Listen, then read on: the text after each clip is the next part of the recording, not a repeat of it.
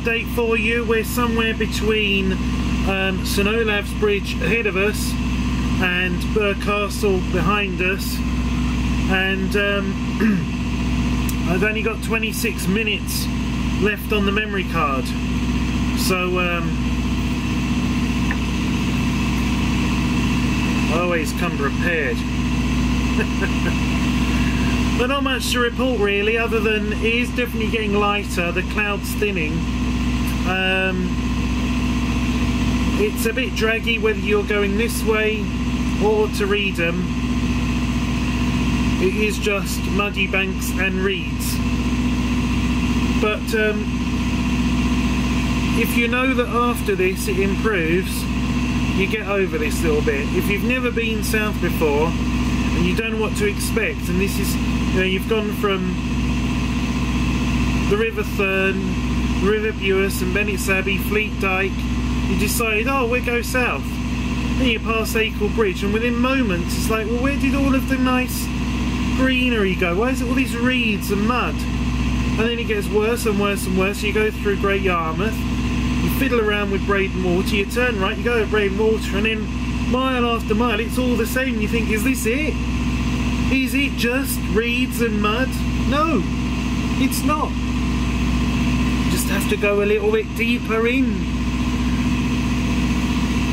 Some of the most beautiful places are on the Southern Broads, so I recommend you come south or you hire south. I know, sadly, there are much fewer hire yards now on the Southern Rivers than there used to be, but I really don't understand why that is, because when you think about it, there are a bunch of nice places to go to see. And when you look at what there used to be on the Southern Broads as far as hire yards and what there is now, and I just don't understand why it hasn't really worked out. I know that the general industry has shrunk considerably, but the southern yards, you know, especially centred around Brundall, but there used to be yards at St Olaves. You know, I don't know.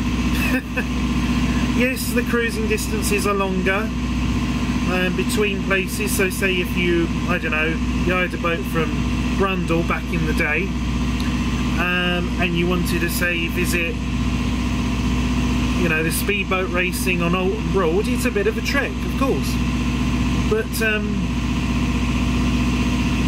I still think that the Southern Broads has a unique charm about it, especially when you go to places like Brundall, Rockland Broad, Brampton Common, into Norwich, Oulton Broad. There are a lot of gems, and then there's a good number of places around those bases with very good eating, drinking. Let's take the beauty of Beccles, and then down under Beccles Old Bridge to Gelderston Locks and the locks in there and stuff like this. Really quite enchanting. Vistas, lush greenery, beautiful places. Anyway, it's not long to go now, and there'll be a bridge to worry about. So, as I said, I did come down here. I could have gone to Reedham and then come down the New Cup. That would have just added miles. But if there isn't enough room under the bridge, oh, got to turn all the way back down here, back to Breydon Water, nip back onto Breydon Water for a little bit, take the next bit, cut at the triangle towards Reedham, then come down the New Cup.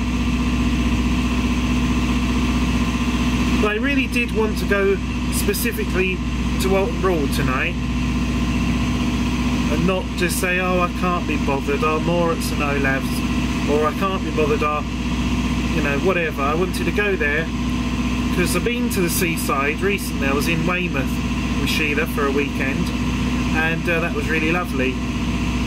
Lovely. But there's something about the sea, and, you know, maybe it's just me, I don't know, but I like it. Even a run-down seaside town, or, you know, looking on places. Like, for example, me and Sheila have been to Eastbourne, and yeah, I know it's God's waiting room, but Waveney is reasonable value. You don't get boisterous louds, but you do get hit by walking sticks and mobility scooters.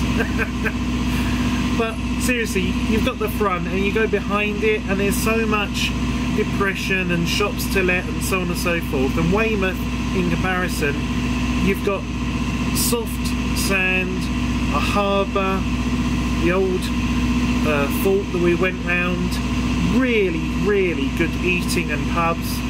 God, the Broads needs to learn a thing or two there. That area when I was growing up wasn't anything special, and it has now got some seriously good stuff going on. Not overpriced, but proper food in lovely atmosphere, well kept beers, well done food, reasonable prices. It's not that difficult surely to get right. And some of the places we went to weren't especially pubby, so some people are not that comfortable with pubs. Maybe they don't drink, or they want something a bit better than a pub, and that was catered for there as well. Plus great fish and chips. But that's nothing to do with the bloody brills. We're going to talk about that in the bloody captain's blog. Right, I'll be back. 19 minutes recording time remaining, but I'll have a look and see what height we've got under the bridge. Well, that's handy. There's more than 9 foot at St Olave, so I made the right decision to come this way. Didn't need to bypass it after all. Amethyst, or whatever it is, you know, the boat that overtook us and went off into the distance while I played with the wash of the other boat, is moored here at the moorings, where there's an awful lot of water coming out of the outflow.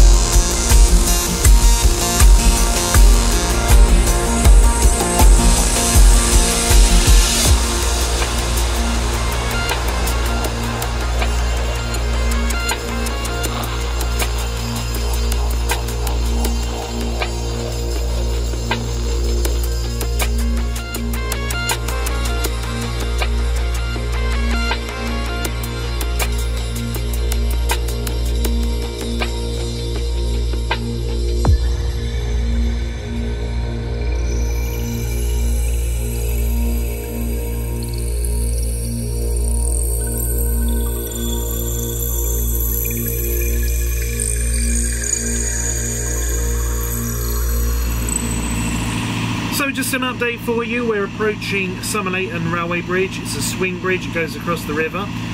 Most of the times I've been here recently, it's been swung in the river's favour, i.e. if there's no trains running or scheduled, they swing it open. I don't know what the state of affairs is going to be today. There's some really nice moorings there, by the way, and also a nice pub which I think is called the King's Head, but don't quote me on that, it could be the King's Arms. But there's a pub, it's signed, it's up a path, it does good food and drinks. I recommend going there. We'll be going there on Lads Week later in the year in October and frequenting that. But we're not stopping there today, we're carrying on, of course. I just had a look where we are in relation to Oulton Broad. It looks just as long as it ever does. We've certainly still got the last of the tide going against us. That's a huge difference between the northern and the southern rivers.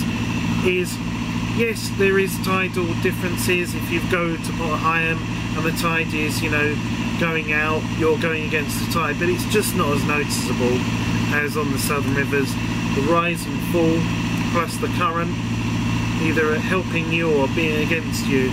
And I think that can be why some people find it a little bit sloggy, where you're on a boat, not just about burning more fuel, but obviously you're running your engine at high RPM, there's more noise, you can't really see much out the window, especially if you're in a forward steer cruiser, and it can be like, how long does this take?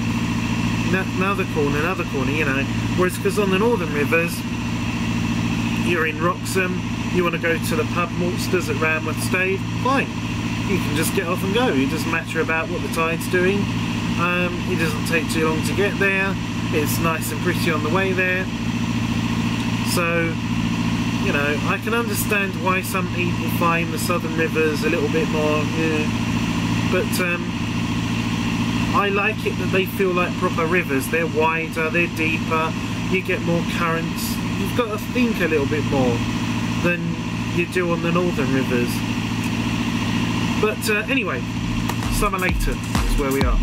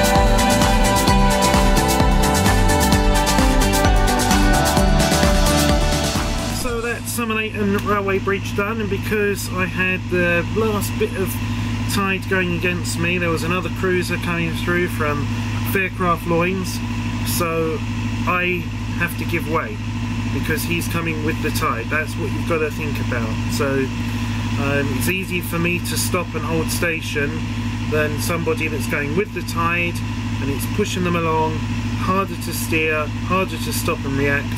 So if you're going against the tide, you're the one to give way. And yes, we would have both fitted through the bridge, but it's just polite just to let them have their space and time through the bridge, and then you can go afterwards. So back up to 6 miles an hour. I'm just communicating on Facebook. It's quite strange. I've done a video for the Norfolk Broad Boaters Facebook group. I don't really have a loyalty to any particular group. I've just decided that this trip I'm going to be posting to the MBB, and that next one I might be to the Love the Norfolk Broads. But it's been interesting, you know, having people comment, where are you, what you're doing, why don't you do, you know, it's just a bit of banter going on there. Posted a live-ish video, recorded from Breydon Water. So yeah, it's clever that the way that we can have a smartphone here, connected to the internet, connected to GPS. I know where I am, I can share it with others where I am, I can record a video and upload it with those other people. And I'm old enough to remember when you used to have big blackboards on the Norfolk Broads with SOS, and then basically if something happened, the rangers would go out with some chalk and chalk it up, you know, like, you know, I don't know, Deborah Smith, you know, call, blah blah blah, and, you know, to get hold of the Broads Authority or something, or, you know, it would be the equivalent now where Facebook goes into overdrive if, say, a dog might fall over the boat into the water, and then it's, you know, look out, search for. Back then you didn't have mobile phones, you would have to walk to the sort of local village call box, you know, to make an emergency call, and the only way to sort of let other people know on the rivers was through these big blackboards. How things change. So we haven't got long to go. We're approaching the division, the triangle, where you'd go off down the Waveney to like the Waveney River Centre in the direction of Beccles, and Oulton Dyke, which leads down to Oulton Broad. So, you know, and it's right in front of me now, I can see it. It's exactly 5:15 now, so that's about 8 hours continuous running, but I'm feeling good. I'm surprised I'm not feeling too achy or fatigued mentally or physically. A can of lager has come out instead of the Coke, so things are improving. I've hardly seen any traffic really once I'm down here, which is what I expected, and it's been interesting to go from Wroxham in the morning through Horning, then down towards Acle, passing under the bridge at Acle at 12. It seems so far and long ago. At Acle at 12 o'clock, and we carried on down there. We were a bit early, didn't we? We had to hold off our throttle, and then we had to even turn around and go against the tide, just to kill some time. And then we shot through Yarmouth under both bridges successfully, onto Breydon Water against the tide, but played with the wash of that boat that went past. Did a left, took a gamble. Would we have enough height to get onto St Olaves? We did. And it was only then really after St Olaves that the tide really started to stop ebbing. And now it really is at sort of,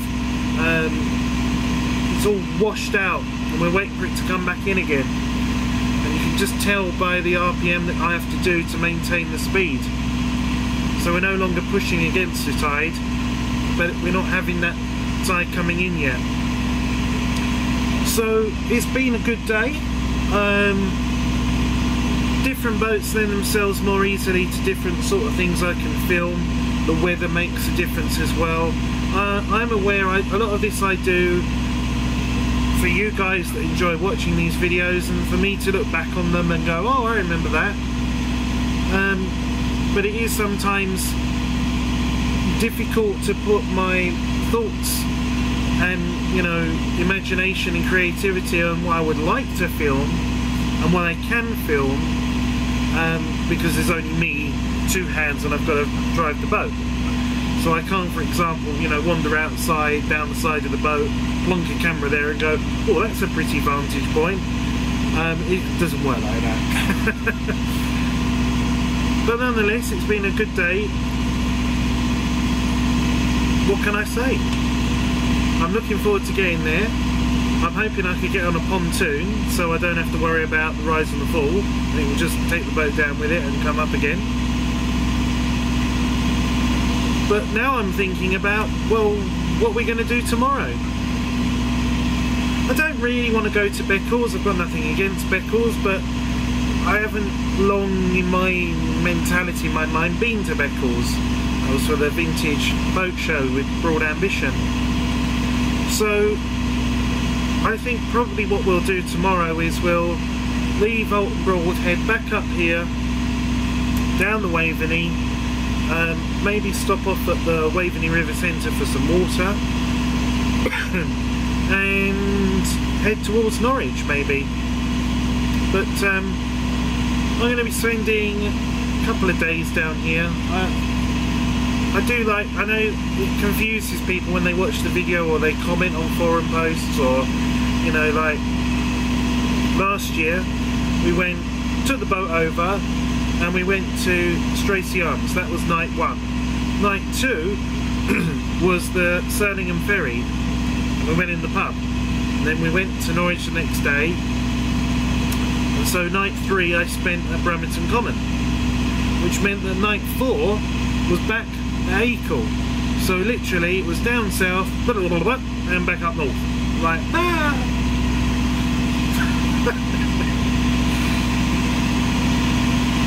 But I like the Southern Broads just for a cruise, for this sort of thing, for going along in the boat and doing the boating part, rather than perhaps destination wise. And the destination ideas come to shake things up a bit for the videos. Basically, it would be no good going to the same places in the same order, even if a year apart, because on my channel page it will just be the next video. So here is Oulton Broad, and it really feels like we've come a good long distance. There's sort of, you know, flecks, you probably can't see, but there's flecks of salt spray on the screens from sort of, you know, playing on Breydon Water, and there's the 2 star gems from Richardson's coming up again.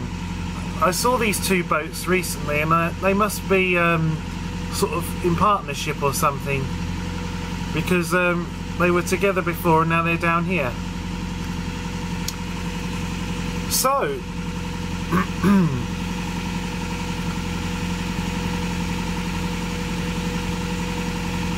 feel quite pleased with myself actually, coming all this way on my own. Yeah, I know that generally speaking it's not a very good camera, this, is it? So yeah, I know it's not generally speaking the most sort of wow thing, but to have come from Wroxham and in one continuous go, no breaks, no nothing, I think that's pretty, you know, pat on the old back there.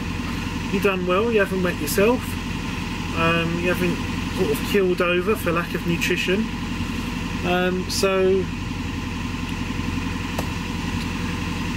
almost 25 minutes to 6 in the evening now.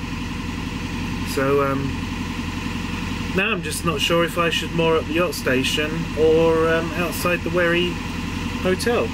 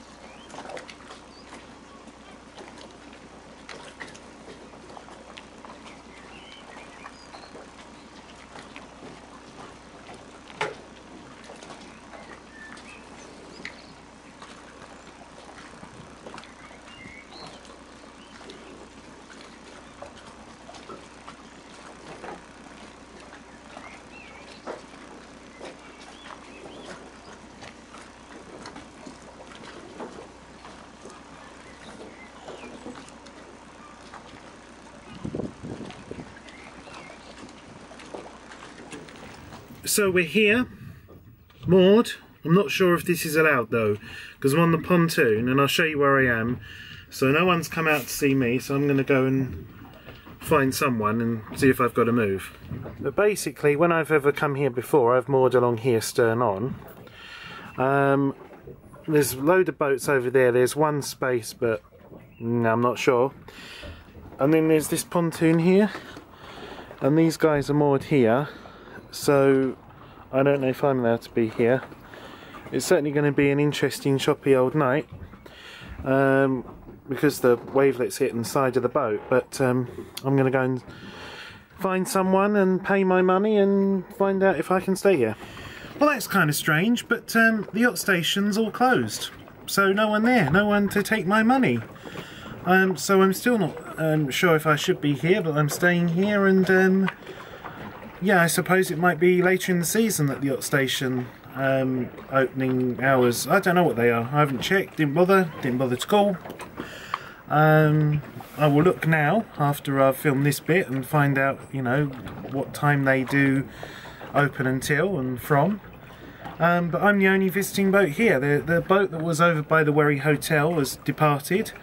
There's no other boats here at all, other than the sort of regular moorers, you know, liverboards and so on. So yeah, I'm very green to all of this.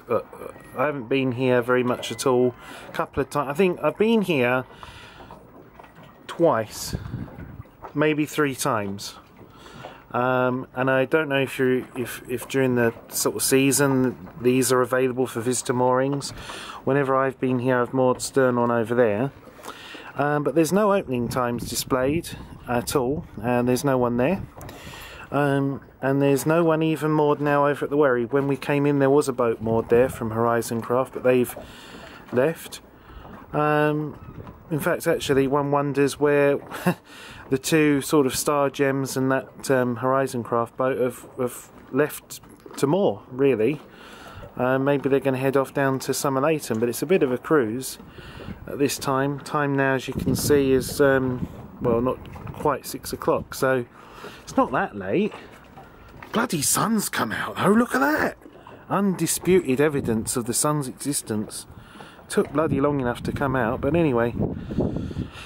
So I'm gonna just pack my stuff up, because after a long cruise it always looks like a bloody bomb site with stuff that I've quickly gone, chargers, and I don't know if this has worked. This is my new action camera thing. I don't think it did. This worked out well though. This one here hasn't got a very good battery life, but using the power bank, that just kept it going all the time. So I've got to take all of the memory cards and dump them onto the laptop and then format them ready for tomorrow. So, but yeah. Goodness me, what does it look like, eh? By the way, I've got to show you this, right? I don't mind these boats over here. Nothing against them. Rather like one myself.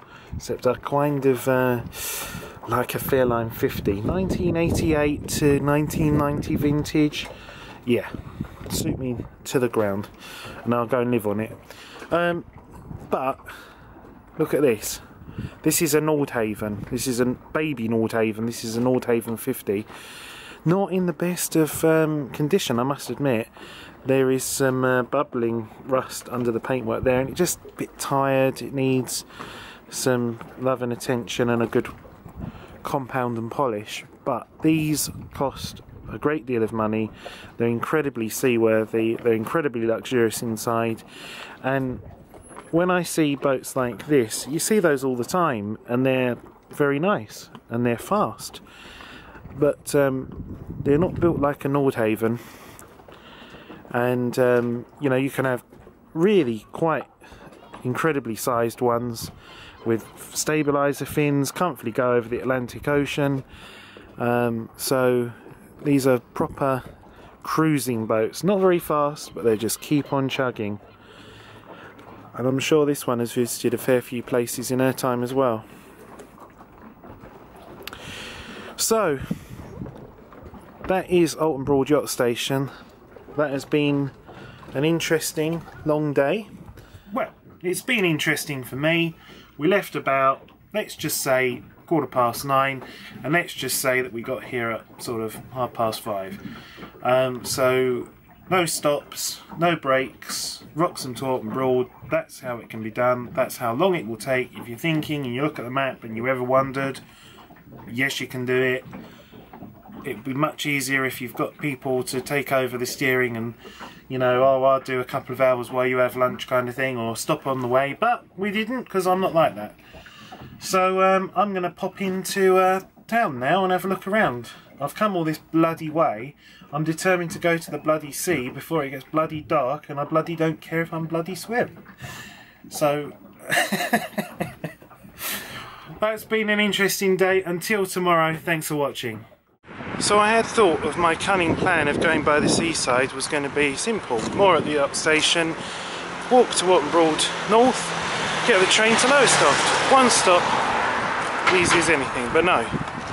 The next train is not for like an hour, and they hardly ever run, as you can tell.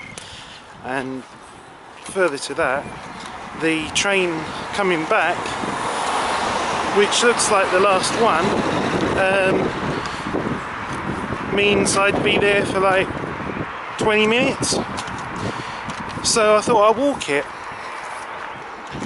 and I walked, and then I thought I'd get my Google Maps out, and then I realised it's a 38-minute walk across plain fields, and if you go by the roadway then it's like a 45 to 48-minute walk. So we're not going to go and see the seaside. So I'm turned round and I'm going back towards the station. Well, I'll show you, and I hope that sort of made it on the microphones, but I'm not going to walk 40 odd minutes into Lowestoft just so I can see the sea and have some fish and chips when I can do this closer to the boat.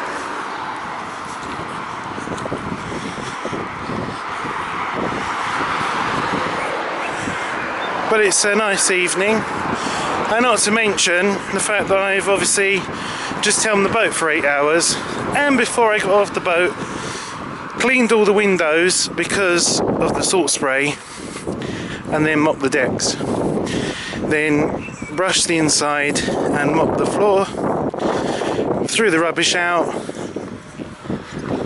So yeah.